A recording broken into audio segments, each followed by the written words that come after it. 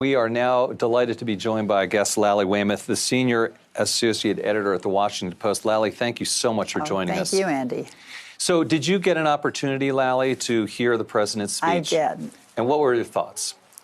Well, I thought he was walking into a pretty hostile audience, to tell you the truth. And I thought he did fine. I thought he did very well. Yeah, it's interesting you say that, because I was telling our previous guest that I was in the room when he came in and during the speech, and I felt like the applause was more obligatory than really being supportive. Would you agree with that? I would, and I thought the speeches that were building up to him were also not that friendly.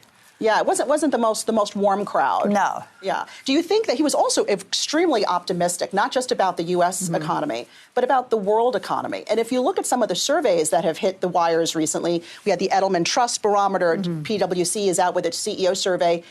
Optimism is not out there in leaps and bounds. Some CEOs are actually very concerned about economic growth this year. Do you think I thought he was focused on the U.S. I thought in a way it was aimed at the U.S. audience. In a way, you could almost say it was a campaign speech, and a pretty good one at that. Yeah.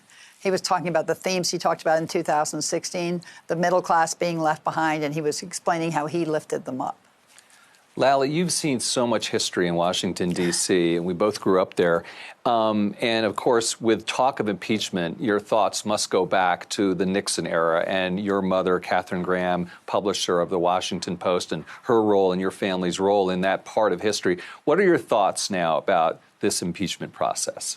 Well, I don't think it's at all the same, frankly. And, of course, my mother did a great job, I thought, and, of course, in Watergate. But I think this is very different.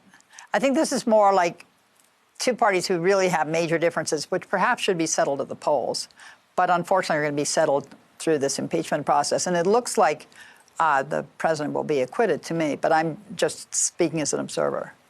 He touted his Phase 1 trade deal, which was just signed this past week. Do you think that that deal is going to be a meaningful shift in the relationship between the U.S. and China?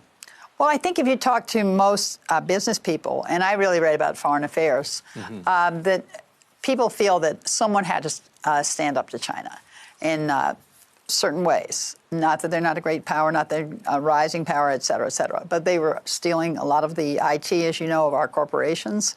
And I think that Trump did that, and I think Phase 1 will be meaningful. I know you said your expertise is in foreign affairs. Yeah. And I know you've written about Venezuela. Yes. And I'm curious what you think about the opposition leader there and how that could ever be resolved. I think he's really great. I interviewed him on, if you can believe it, on WhatsApp. You know, I tried to interview him in person, but he was flying around Latin America just before he re-entered Venezuela last year.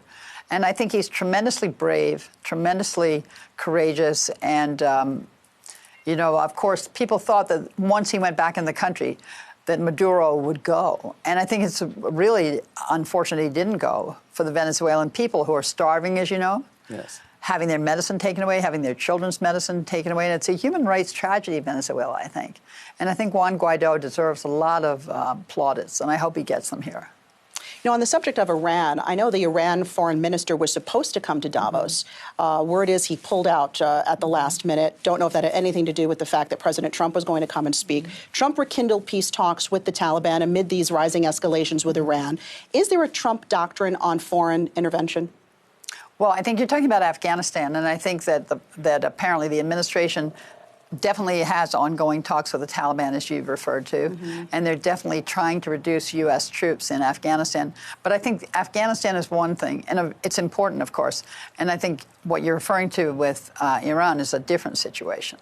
And they have another policy, which was the getting rid of the general. Soleimani, yes. Yeah, exactly. And you've also written about the rise of populism in Europe as well. A little bit, yes. And so are you concerned about that, or is that something? Yes, I am, and I think most people should be. And but the interesting thing is I don't think it's just in Europe.